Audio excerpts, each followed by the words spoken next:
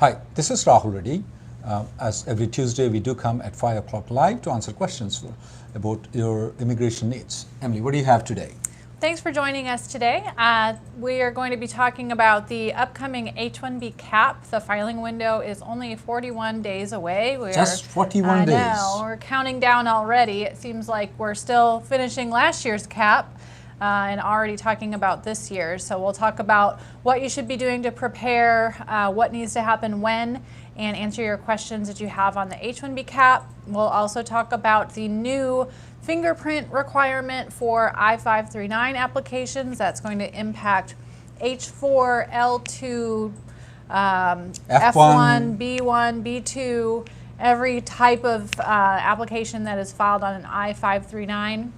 TD, e-dependence, a lot of different visas that the fingerprints are needed, Emily, with the I-539 form. That's going to be a significant impact on the legal immigrants. We talked last week about premium processing, that we were expecting to get an announcement last Friday, which we did get. So we'll give you updates on where we're at with premium processing, as well as INFOPass appointments for your local immigration office. What is the status of that program? Because there are changes going on with it right now. Emily, first thing I want to discuss about the quota. Now, you said it's 41 days to file the H-1B quota. Most of our people already know that. It's a little bit different than the last year, the way master's quota has been counted. They're going to first include everybody into the general pool and have that one selected. And those master's degree people which got master's degree in United States with a nonprofit organization and a accredited university, they will then be put into a different category for master's degree. So this seems to that there will be an improvement of about 15 to 20% for the master's student visa people for getting into the lottery as compared to the last year if the number remains the same. Now, there was something rumored around with regards to that there will be an online instead of filing an application. That's not there, is it right, Emily? Right. That's going to be for next year, starting April 2020. We should have an electronic filing system in place, but for this year, it's business as usual. So no electronic filing, you have to file, and you said it's 41 days to file the H-1Bs. Now, obviously, a lot of requests are coming, Emily, and you know, we have seen a lot of intent to revoke. Now, can a person file 2 applications in the quota at the same time? No. So it's very clear in the regulations that the same employer cannot file more than 1 petition for the same individual. But beyond that, we see a lot of problems that come up due to one individual filing with different employers, even if they claim they're not related or didn't know about it, or both of them get selected and they only went with one and withdrew the other, and what's the harm? We see a lot of issues that come up later with people who have filed multiple petitions in the lottery, and we just don't recommend it. It makes everyone's chances worse. There's a lot of possible misrepresentation that occurs in petitions filed by companies that are a second petition or a backup, where they claim they'll find a project for you later and they're just helping you out. I would stay away from any of that. We don't recommend anyone to file more than 1 petition in the lottery. Not only that, we have recently seen a lot of those petitions that were approved for some companies which we have doubt whether they have in-house projects. They filed the H-1B. Most of them have been filed as a duplicate application. They were approved in 2015, but right now they are coming and revoking the H-1B. The main question comes is that if it's been approved for 2015, how are they revoking it? Because it's already, period is ended, because the start date is October 5th, 2015 to September 30th of 2018. Even though the H-1B has expired, they are revoking for the wrongdoings of the employer and employee. So they are not safe if they have ever filed for duplicate H-1B applications. So please stay away from the duplicate applications. Only 1 application for the person. The USCIS is noticing it. Be aware of it. Emily, you have given some tips with regards to the quota filings in your blog, immigrationgirl.com. Can you explain some things for our YouTube and Facebook audiences too? Yeah, so right now I have I guess kind of a timeline on my blog, immigrationgirl.com. So if you want to understand what we're looking at from now through October, when are things going to happen, you can certainly take a look at that. Right now, what should be happening if you're planning to file April 1st is your employer should be in the process of obtaining the Certified Labor Condition Application, that's the LCA. This is a really critical stage that needs time and attention to ensure that the LCA is submitted properly and you select the best occupation code and wage level to give you success in the H-1B petition. So what employers are doing right now to get that LCA submitted is going to have a huge impact on the possible success of the case later. So you want to make sure that you're selecting a strong occupation code. It's called an SOC code, and that is the general occupation category that your position falls under. Make sure that you're selecting the correct wage level. Of course, these are things the employer should be doing. You don't have a whole lot of control over it, but you can be verifying with your employer and your attorney to make sure that they've analyzed these issues so that you have a stronger chance of success. Other than that, the LCA, before it's submitted, it needs to be a notice of filing posted at the actual work site. That has to be done for 10 days. Also with the LCA, if it's a new employer that has not submitted an LCA before or has not used iCert before, which is the online filing system, they need to get their tax ID number into the government's database so they can be verified. The FEIN verification process has to happen before you can even submit an LCA. The closer we get to April 1st, the longer that process takes. So if you are working with an employer who is new to H-1B, has not filed before, or is a startup or something like that, they need to be submitting that FEIN documentation to the LCA help desk now. It's taking several days already for them to get back to us on verifying the FEIN. So the longer you wait, the longer it's going to take, and you have to have that done before the LCA can be submitted. Once the LCA is certified, the next step you're looking at is preparing the petition, actually drafting the forms, drafting the letter of support. Most important thing here is going to be make sure the start date on your I-129 petition is October 1st, 2019, that there's no typos in that. A lot of people get confused with the end date that's on the I-129 form. And also on your LCA, they say, well, normally an H-1B is for 3 years.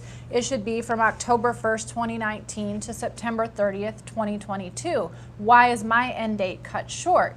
And that's just because of the mechanics of the LCA. You can only submit an LCA no more than 180 days before the start date you're requesting. So if you're submitting an LCA now, it's going to be valid from, let's say, September 15th through September 15th, 2022. And you still list October 1st, 2019 as the start date, but your end date is going to be the same date as the LCA, September 15th, 2022. There's no problem with that. You'll get that time back later. It's just a common question that comes up. Also at this stage, the job description is probably the most important thing that is going to help with the strength of the case. Make sure it's a detailed job description specific to your company. It needs to be clear what the occupation is. It should be in layman's terms so that someone who's not familiar with that type of job can understand what it is. And the job description in the letter of support should specify what that minimum education requirement is for that job, and it should be at least, to qualify for an H-1B, it has to be at least a bachelor's degree in a specific field of study, not multiple fields of study, not any kind of bachelor's degree. That has to be a requirement for the H-1B to be approved. Emily, you're saying that 41 days, and you're saying that SOC code, LCA, you have to be in the database system. Do you have time to take the cases right now if they just approach you with the time limit of 41 days? Yes, as long as they don't wait too much longer. It's getting close to where we definitely see a huge increase in cases coming in over the next week or so. So now is the time to start to get ahead of the rush, but we still have availability as of right now. Emily, on the fingerprinting, a little bit confusion on that practically almost all non-immigrant visas, except maybe H1s, O1s, P1s, Q1s, and most of the other non-immigrant visas like F1s, B1 extensions, everybody uses the fingerprinting. Does the H1 people need to have a fingerprinting, or the direction is not clear at this point of time? Yeah, that's what's interesting. It's only required for the dependents. So it's based on the form. So the I-539 form is the one that requires the fingerprinting. I-129 does not. So right now... Are you certain? I have doubt the way they issued the I-539 updates saying that the non-immigrants require the fingerprinting, but they didn't even issue the form details. Mm-hmm. Do they tell us to file I-539 for the H-1Bs? To file an I-539 for an H-1B? Right, for the fingerprinting. I don't think so. Well, I don't know, somehow I feel that the fingerprinting may even come after the H-1Bs also. I don't see the logic for them just only use the H4 people, not for the H-1B. Just going back to the fingerprinting rules, let me explain what those are. Any I-539 application. I-539 application right now is not filed for the H-1B, but it's filed for the H-4, it's filed for the F-1, it's filed for the F-2, if filed for the lot of other non-immigrant dependent visas, also for the B2 extensions. So when you file these applications, now starting from March 11th of 2019, there is a fingerprinting that they need to do for all the people who are filing, which may be 1 million applications according to our expectations because of the number of I-539 filings. So any H4 visas, any F1 conversions, any B2 extensions need to file the fingerprint, pay a fingerprinting fees. They will be fingerprinted before their visa is being adjudicated. This we are expecting is going to cause a lot of problems, particularly when we are filing for the H1B and H4 and EAD. We can file the H1B in premium processing in most of the cases, but the H4 will not be adjudicated until the fingerprint is being done, and it takes time for the FBI to come back with a report on the fingerprinting. So H1B might be approved, the H4 might take ever to get approved, and the EAD might take ever to get approved, which might take 8 months to 10 months depending on the service center where it has been filed. So this fingerprinting is expected to increase the burden of the workload of USCIS significantly, and this is going to delay the already existing adjudication timings to a way far more than what they are. I also doubt whether the application support centers, which are fingerprinting for those people who file the adjustment of status, in some cases for those people who are applying for the re-entry permit, now they'll be burdened with all these applications of the non-immigrant visas. There might be a huge backlog there that might delay a lot of problem for a lot of people though. Yeah. Any solution that we have on that, Emily? No, we don't have any solution at this time. It's, they've just announced it with absolutely no explanation of why they're doing it or how it will work with premium processing. Timelines, they've given zero information other than it starts March 11th. Oh, well, is the forms which they said we have to use a new form for I-539. Is the form outside, Emily, right now? No. The form is not there, and then we have to file the application March 11th. This is a nightmare for a lot of those people. So if you are considering filing any of the H4 or anything like that, I may want to file it before March 11th. That will avoid a lot of confusion, because if you file after March 11th, you will be hit with the fingerprinting and the delay process. Mm-hmm. INFOPass appointments. Emily, whenever people don't get their things properly adjudicated, there was a provision where they can make an INFOPass appointment and go visit an immigration officer, check the file to see what's going on. what is going on the taking the INFOPass appointment out? Who is going to benefit in this one? Well, I guess the USCIS field office information officers will benefit because they won't have to speak with anybody live and answer their questions, won't have people coming in all the time. So, you know, the INFOPass was there for anyone who had a question about their pending case or even how to file a case, issue with delays. You could make an appointment, go to your local office and talk to a live person and get some kind of answer. It may not be the most helpful answer, but at least you had a person that you could speak to one-on-one. That program is not there anymore. So the only way to get information about your case or to follow up is to call the 1-800 number or use the online service request process instead of actually going to your local office. You know, I think that there's not a, yeah. I think so. If your case has been pending for a lot of time right now and it's not getting adjudicated and and the INFOPass appointment is not there, I think so. People have to consider taking the USCIS to the court. Our office has been doing it. We have been very, you know, we thought that the expectations of success that we have as compared to the success that we have in the courts when we are taking USCIS to the courts, we're having ways more success than what we are expected to have it. It's if your case is stuck for a long time, we strongly recommend that you take your case of writ of mandamus. That means that you're forcing the immigration to act on your case from the judge. So that's one of the options that you may have available, especially when the INFOPass appointment is not there. Emily, premium processing has been suspended on February 19th. Is it suspended? I'm sorry, premium processing has been resumed on February 19th. Sorry.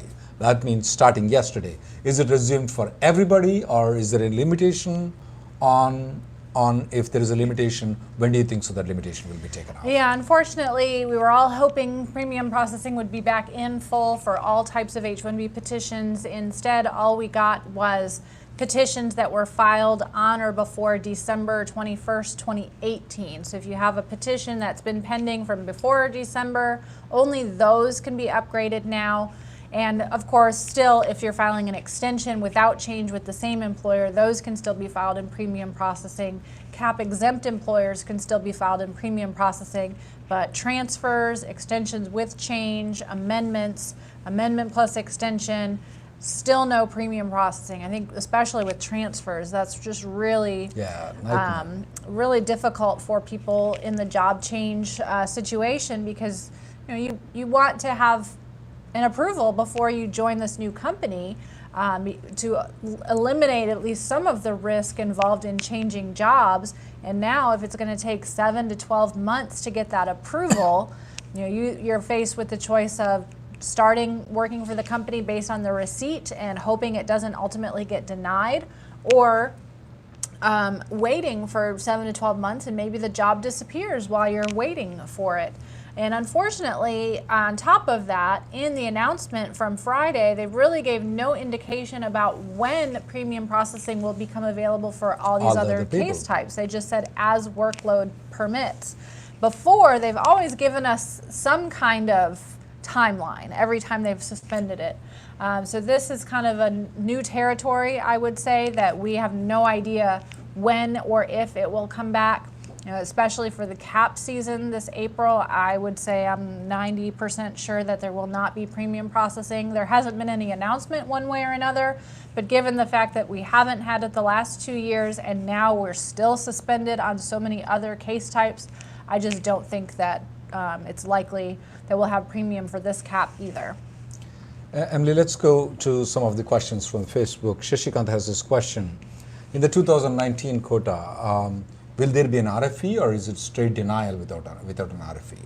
Well, yeah, if required initial evidence is missing, they could issue a straight denial on it. They do have a list of required initial evidence specifically for H-1B petitions on the USCIS website. If you go to the I-129 form, you can find it there. So, the big one is education evaluation if your degree is not from the U.S., and LCA, the actual I-129 form, fees, license. If your position is one that normally requires a license for you to do that job, you need to submit the license at the time of filing. I think those but have are you the seen main any things. denials without an RFE? No, nothing that our office has filed. We haven't seen anything. And we haven't seen denied. many that have been filed in the business immigration and such. That particular instructions given were overall immigration, especially if the end client letter is not there, if the vendor letter is not there, if there's no contract between the end client vendor. We have not seen a straight denial. No, we have not seen the straight denial. So if by any chance you can't provide the end client letter by the time you file an application, go ahead, file the application. We have not seen the denials at this point of time. Vinny asks, he has an approved I-140 with his current company, he's thinking of switching companies, and wants to know what happens if the new company files a labor certification in I-140, but that new I-140 ends up denied for some reason. What impact does that have on the old I-140? It really doesn't have any impact on it. So once you leave that company, the only thing that really could impact the old I-140 is if the company withdraws it. If it's been more than 180 days, that withdrawal does not impact it from the standpoint of your ability to obtain H-1B renewals, H4 EAD, and keep the priority date. So the old I-140 remains valid for those purposes, even if you have a denial on a later I-140 with a different company. Matthew from YouTube has this question that after filing in the H-1B quota, if he gets another offer, what will happen to the existing H-1B? There are two things that can happen. The existing company can withdraw the H-1B, then you will have to go continue on your student visa, which I'm assuming you must be on a student visa, on your STEM extension or OPT that you have. But if the company forgets to withdraw the H-1B, that sometimes will become very tricky though. If there is an RFE, obviously it will be denied. It will not be approved because you're no longer working for the company. But sometimes these H-1Bs get approved. And that will create a problem for you sometimes, because if the H-1B is approved and then the company realizes, whoops, the H-1B is approved, we'll withdraw the H-1B. Because when they approve the H-1B, you'll be out of the service system. And then when they withdraw the H-1B, you cannot go back to the service system, you'll be out of the service system. So when an H-1B has been filed, if you're considering changing the employer, you need to take the precautions very carefully. The first thing is that, is it worth the move that you're doing? Because H-1B is a lottery system. You're going to miss this lottery and you're going to go to the next lottery. Is it worth for you to move? Then if you're moving in, you may want to call your employer to make sure that the H-1B has been withdrawn, because otherwise it might create a problem for you. Pao has a question from Facebook. What is the priority date for an I-140 and EB-2? Is it based on when the USCIS received the petition or based on the labor certification? The priority date is based on the labor certification filing date for any kind of I-140 petition that requires a labor certification. If you are a Schedule A case or maybe an NIW where a labor certification is not required, then it is the date the I-140 petition is received. So most cases it's going to be the date the labor certification was filed. I got a question from the YouTube. What's the best way to file for the H4 EAD? Is it good to bundle up with the H1B, or is it good to file a separate application? At this point of time, bundling up with the H1B is a better option, because when and if the premium processing is there, in some cases the premium processing is there, in some cases the premium processing has been resumed. So if the premium processing is there, it will be mostly it will be adjudicated at the same time and the H1B will be approved. If the premium processing is not there, there are a lot of cases where the premium processing was being reinstated later on, so there is a good chance for it. So that's another reason why you should bundle up with the H1B at all times. Any reason why we should not bundle up with the H1B? The only time I really wouldn't would be in a situation where the person already has the H4 extension and they're filing like their first time, where you're just filing the I-765 by itself. that is probably going to be faster, at least if there's no premium processing for the H-1B. But most situations I think the H-1B has the best processing time, so you can get everything together is going to be the best. Akif has a question. Do you see Congress working on immigration reform before 2020? I think it depends on your definition of working. I will say, I just checked this right before we came on, and there are already, as of February 19th, 66 bills introduced into Congress that are immigration related. So yes, they're working on immigration. Many of them are anti-immigration. Some of them are pro-immigration. Some of them are for the Dreamers. Some of them are build the wall. Some of them are don't give Trump money for the wall. It's 66 bills already on various immigration topics. Now, are any of those going to go anywhere is really the big question. That's anybody's guess, really. I don't know your thoughts on will there be reform? To expect something to come out in this Congress where the Senate is in Republican side, the House is in the Democrat side, and the President Trump is completely anti-immigration. To expect something to come, a good news from under this administration, it doesn't look to be very nice to me at all. I mean, I would rather not want to have any bill passed on the immigration right now. Even though there are very nice bills in the pro-immigration, I hope they pass, but in general, this administration is not in favor of good immigration bills. They're only in favor of cutting the immigration. Vikram has a question. He's been on H-1B for 6 years, switched to H4 with the EAD. Can he go back to H-1B? Possibly. So typically the rule is if you've used up your 6 years, you have to be outside the country for 1 full year before you're eligible for a fresh 6 years. So spending the time in the U.S. on H4 does not reset that clock. So the only way you'd be able to go back to H-1B is if you have your own labor certification and I-140 approved, then you can extend beyond the 6-year limit while also changing status back to H-1B. From YouTube, Upasana has a couple of questions. A startup company filing 14 employees in the company. The first question that pops up is that are all these 14 employees working at different client location? If that's the case, yeah, that seems to be fine. Some of the startup companies are really aggressive. But if they're filing for anybody who is not working for that company, that is a big red signal to the USCIS and everybody. If they're not on the payroll of the company and they're filing the H-1B, big problem. Even if you are not the person, even if you're working on the company and the rest of the people are not working with the company, you still will be in trouble because the company might be tending towards doing something wrong. Another question from the YouTube, Emily, is interesting. Can I do freelancing on OPT or STEM extension? No, you cannot do freelancing on OPT or STEM extension. You are supposed to be getting trained by a company, by an employer in the United States. So when you're doing freelancing, you practically have no employer, you're independently working. If you don't need any training, if you don't need any guidance, then you're defeating the purpose of the OPT or STEM extension that was given, because the STEM and OPT and STEM extension will be given to you so that you can use the knowledge that you got from the degree and get a practical training in the United States so that your degree will be more valued when you return back into your home country. And the same thing with some conditions is true on the STEM extension. So if you're doing freelancing, definitely a big no.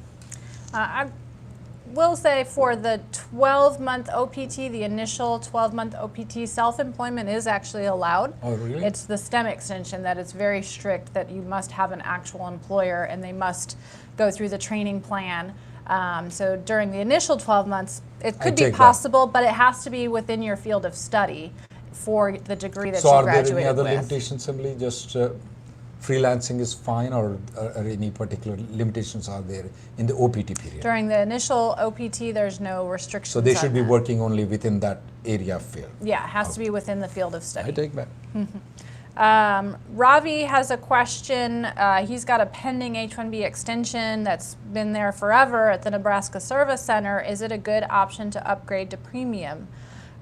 Yes, you should have upgraded before because it's always been available at Nebraska Service Center, at least for quite a while now. So I'm not sure why it has not been upgraded. I would definitely recommend it unless there's some question that it's a very weak case and you're just trying to buy 240 days.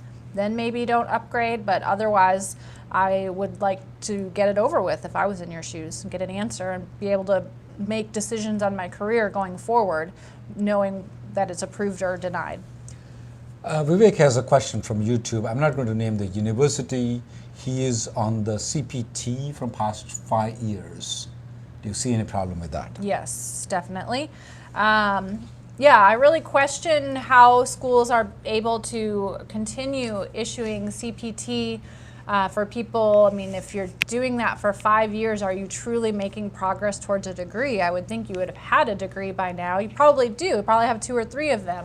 And so it really makes you question why the schools are continuing to give this CPT and for the same degree level when we know for a fact that USCIS has changed its interpretation on that and said that CPT after OPT at the same degree level is not properly authorized. I mean, we've seen that in actual denials.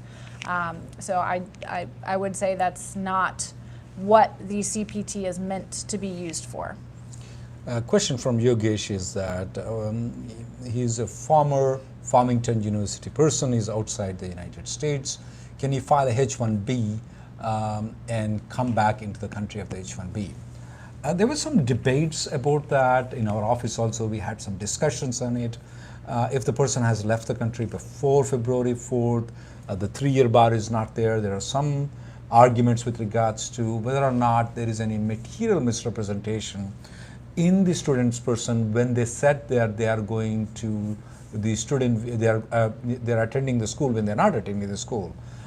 In fact, there was a person, there were a couple of people actually who got visas after January 30th on H-1B. They were trying to enter into the United States. They were blocked out. Their entry was being denied. In fact, I just published an article at rnlawgroup.com. You can read that article.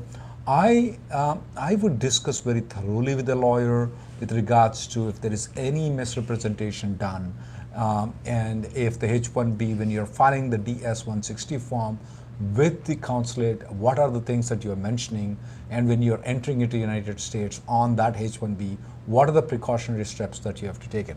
As of now, 2 of the people who tried to enter into the United States, both of them were being denied entry into the United States. So I would be very cautious before you enter into the United States, and I would discuss with a lawyer before you do anything on that. Parag from Facebook has a question about what happens when you are outside the U.S. and what if your job is terminated or you're laid off and you are on H-1B, can you come back? And the answer is no, at least not with that petition approval and that visa stamp. You have to have the job still valid in order to return to the U.S. The purpose of your entry on H-1B is to work for the employer who has the approval for you, and if that job is no longer there, it would be a misrepresentation for you to use that approval to come in knowing that the job was no longer there. Instead, if another employer has a job offer for you, they can file a petition on your behalf. Once it's approved, then you can use the same visa stamp if it's not expired yet and come in with that new approval notice. But you can't come in on the existing petition if that job is no longer there. Mudassar has this question: can a POM application be filed on a part-time CPT, especially for the rest of the world situation? That can be seriously considered. Yes, we have done it many times. I'm assuming that the CPT is not day 1 CPT because we have some general animosity towards the day 1 CPT. In your case, since you're a part-time CPT, that looks to be that you have got after you completed your 2 semesters, I don't see any problem in you filing the POM application. There are a lot of situations where for the people who are not from India and China, we have had situations where we completely avoid the H-1B. you can directly get the green card application. Sometimes it becomes a waste of money to go to H-1B because you can file a perm, and if you are from the rest of the world, yes, you can get the green card up way faster than the H-1B with a lottery system. Yeah. Manoj has a question about filing an H-1B transfer. It was denied and an appeal is pending. And he's asking, does the 240-day rule apply? First of all, the 240-day rule does not apply to transfers at all. While the transfer is pending, you can continue working the whole time the transfer is pending. You're not limited to 240 days. But on top of that, if the transfer is denied and you filed an appeal, the appeal does not provide you work authorization. It does not provide you with status. So if you're working based on a pending appeal, that is not authorized work. You need to stop working, contact a lawyer right away to determine what your status is. If you don't have any other petition approval with a different employer that is still not expired and is still valid, you definitely need to speak with someone as soon as possible on that. One question from YouTube is that the person is an H4 EAD. Can he commute? Can he live in Canada and commute to Michigan every day? This is one issue that pops up in this idea, is that if you're working in Michigan on H4 EAD, where is your spouse at? Is the spouse in Canada? The spouse is in Michigan. If the spouse is in Michigan, why are you living in Canada? That becomes a big doubt for me. And I need to clarify that. So, because the wife and husband should be living together to get the immigration benefits. Not all the time. I mean, there are exceptions for work purposes. You can always travel outside and come. In this case, if the H1 person is in the United States, why is the H4 person living outside the country and commuting to the work, not commuting, coming to visit the spouse? So that's a little bit doubt that I have. You may want to check with your lawyer on that. Vishwanath has a question about premium processing. Is it resumed for an extension and an amendment filed before December 21st? Yes. Anything that is filed on or before December 21st can now be upgraded regardless of what type of case it is. After December 21st, only extensions without change with the same employer can be filed in premium processing. The YouTube person said the wife is also traveling on H-1B every day. So they're both on intermittent? We don't see any problem in you commuting every day, sir. No, we don't. You both are a nice couple coming every day. That's fine. We don't see any problem. Yeah, I think it's similar, very common for TNs as well.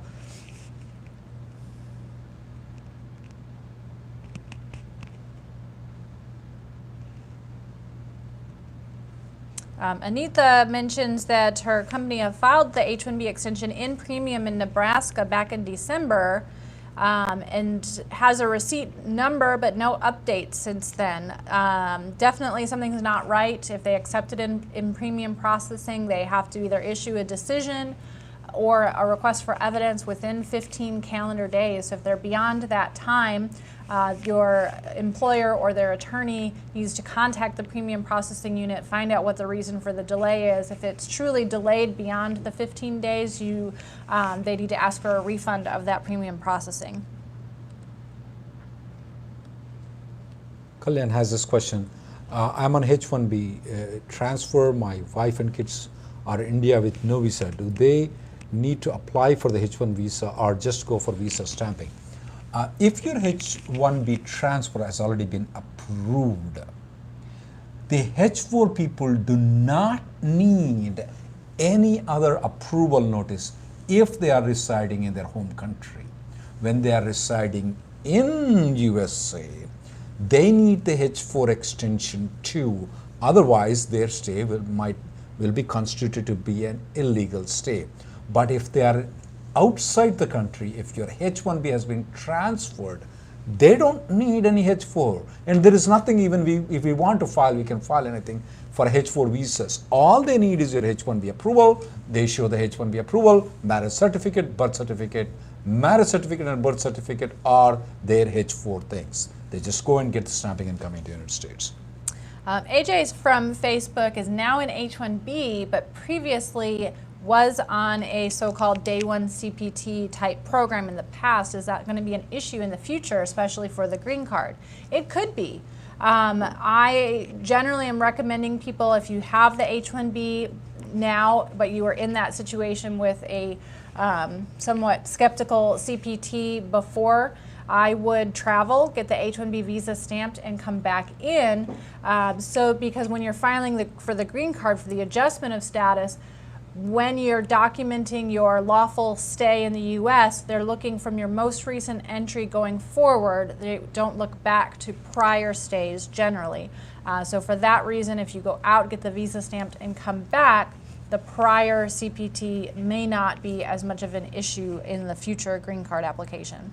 Nandita from YouTube has a very good question. Her I-140 has been approved. I'm assuming that this is one assumption that I'm making it.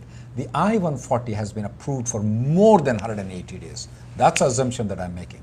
In that case, now what she's saying is that she is moving from company A to company B. If the company B transfer gets denied, will it cause any problem in retaining the priority date on the I-140? If the transfer gets denied, you can use that I-140 for any purposes. You can continue using it. The validity of that will be there. So you can file with company C to file another transfer. If you have not already moved into that company, you can leave the country and you can stay in your home country, and after 1 year or 2 years you can come back on a H-1B with this company's I-140, the company A's I-140. It will be retained with you forever. So once it's been approved for more than 180 days. Question from Facebook. H-1B petition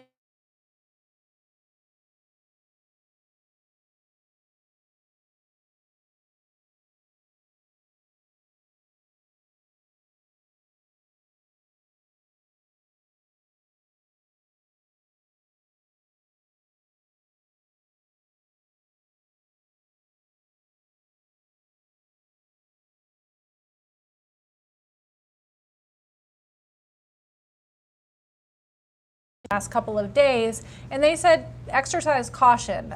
It could create an issue. It could cause confusion with USCIS. Maybe they could consider it as a duplicate filing because it's kind of somehow trying to go around the purpose of the lottery, which I don't think it is. I think that the reason for filing another one this time is because of the chance that the last one might get denied, and you don't want to wait an entire year to file again. So it is something to just be aware of potential risks. I think that it should be allowed, but you never know. Emily, the presumption in the people that, you know, in the back doors and the kitchens and, you know, in the temples and the churches that speak around these kind of things is that premium processing is an evil.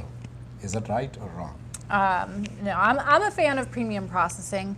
You know, I've said multiple times that, you know, people say, oh, if I upgrade to premium, I'm going to get an RFE, or I'm going to get a denial, or you're more likely to get a denial. I just don't see that. I think that the case already would have gotten an RFE or already would have gotten a denial in regular processing. Yes, you paid an extra $1,400 for the wonderful benefit of ending up with a denial, but you probably would have ended up with it anyways. I don't think the adjudications are more difficult in premium processing, and you do get some additional customer service, which is very helpful when you're in premium processing compared to regular processing. I, as an attorney or an employer, can actually call the premium processing unit to find out what's going on, can send an email to them, whereas with regular processing, your only option is to call the 1-800 number or put in a service request online, and there's no fast processing of those. So I'm a fan of premium processing and recommend it whenever it's available. Subhashini has this question. Can we study on H4 EAD? Yes, you can. On H4 EAD, you can study, you can even work. Absolutely no problem. Study, absolutely no problem. H4 EAD work? No, you can. Absolutely, you can. Can the dental residency program be pursued on H4 EAD? Yes, you can do dental residency program. You can even be a lawyer on H4 EAD. I don't see that as a problem. Question on someone with an approved I-140 and is planning to go to Canada for permanent residence. What is the impact on the approved I-140 from outside the U.S. for a couple of years? The I-140 remains valid unless your employer withdraws it.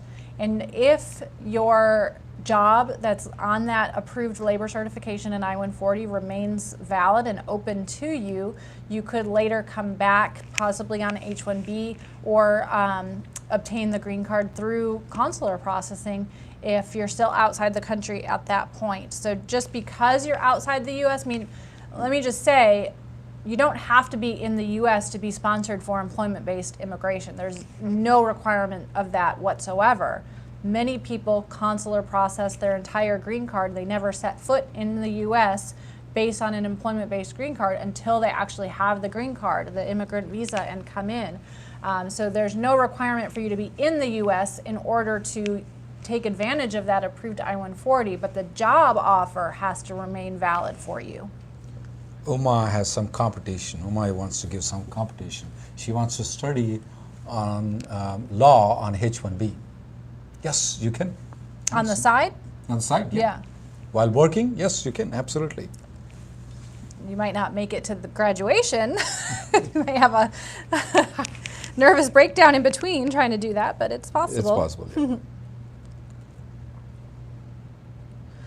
So question on, after March 11th, can we still apply for the H4 EAD extension with the H-1B? As of right now, we don't have any update about how that H4 biometric notice is going to work, especially if there's an EAD going along with it. I don't think there's going to be any restriction on filing the H-1B with the H4, with the H4 EAD. The processing time is going to be the issue.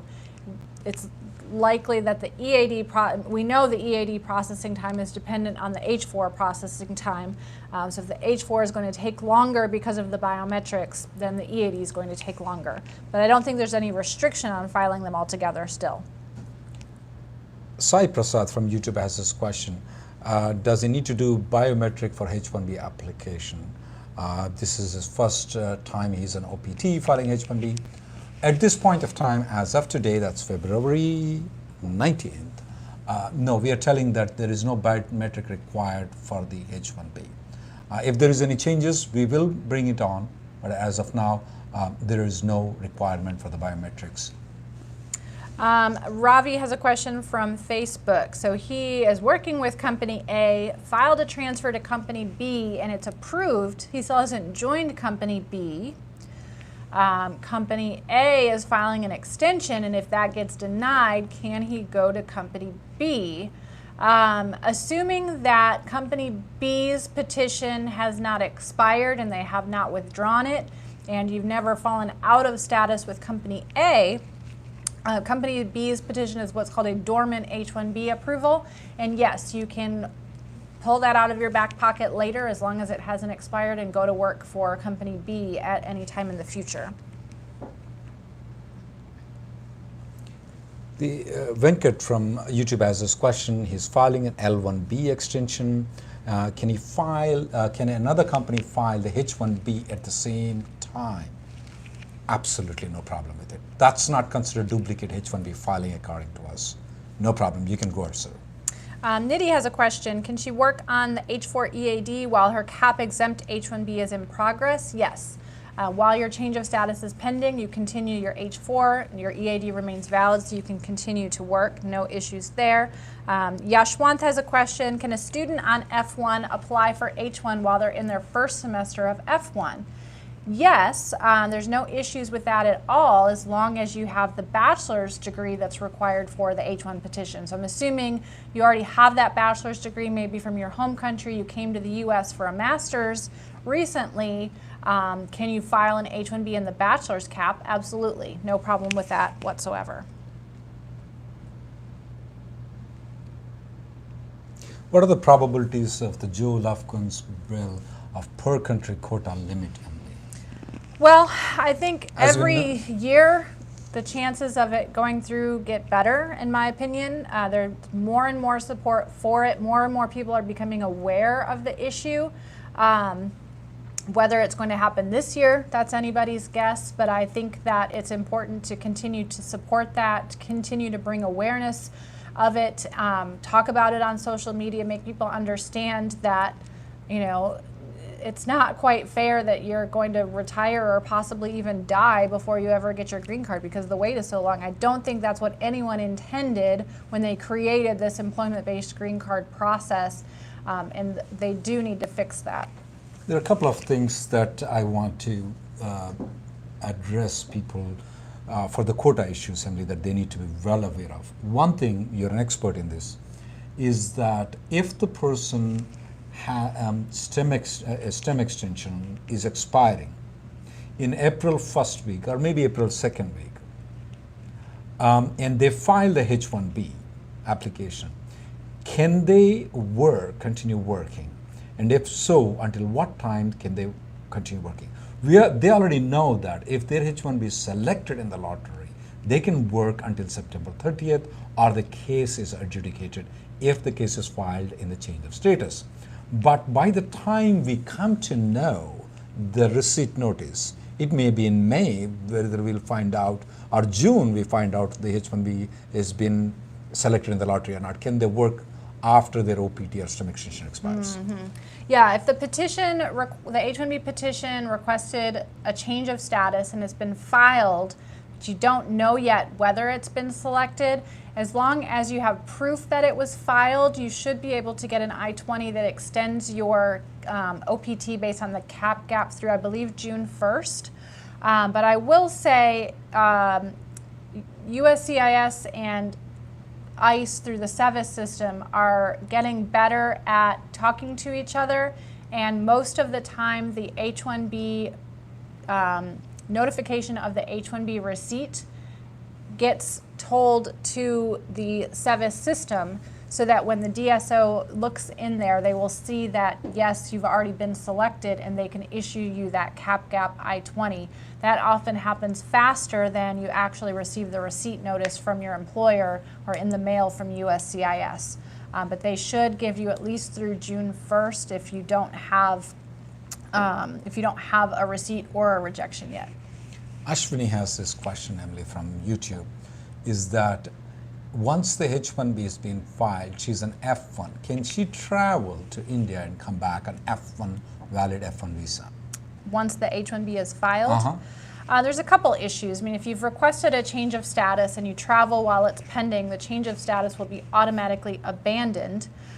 So your H-1B will be approved only for consular processing, not a change of status. Another issue is, if you don't have a valid visa stamp, are you even going to be eligible to get the F1 stamp? Because now you've shown that your intention is to work in the U.S. versus coming to study. You have to have that same issue. Even if you don't need the stamping, you still have to show that at the port of entry to CBP that your intention is in line with your F1 visa. And on top of that, say it all works out and your change of status gets abandoned, you get the H-1B approval without the I-94, you're back here in F1 status. I've seen many times where the SEVIS record gets terminated because the H-1B got approved, even though it's not with the change of status, and you get kicked out of SEVIS. And not on H-1B. Yeah, so you're not on H-1 yet, now you're kicked out of SEVIS, you have no status at all because of a glitch in the system. That's not supposed to happen, but it happens to a number of people. So there's a lot of risk involved in that. So either request consular processing if you know you're planning on traveling, or just don't travel until you have the H-1 approved and can go for stamping. Lots of questions, but it's getting time, Emily. Any other final tips that you want to give for the H-1B filings? Yeah, just make sure that you're getting started on that now. Don't wait till the last minute. And the LCAs should be submitted soon if you can. Really focus on selecting the best occupation code, the best wage level, and having a detailed job description. Those are going to be the top things you can do to improve your chances once your petition is selected. And don't even try to file a duplicate H-1B application. This is a big warning. We have said that to the universities that those people who are attending universities that are not conducting classes, they will be raided. We expected that to happen on or after February 5th, but it just happened 5 days before, and we're telling one more warning this time. Don't file duplicate H-1Bs. That is going to cause problem for you guys and your employers. If you want to reach me, Emily, or any of our colleagues, you can always make an appointment with us at rnlawgroup.com, and you can always subscribe to Emily's blog, which is immigrationgoal.com, or Reddy Neumann newsletter, which is at rnlaw.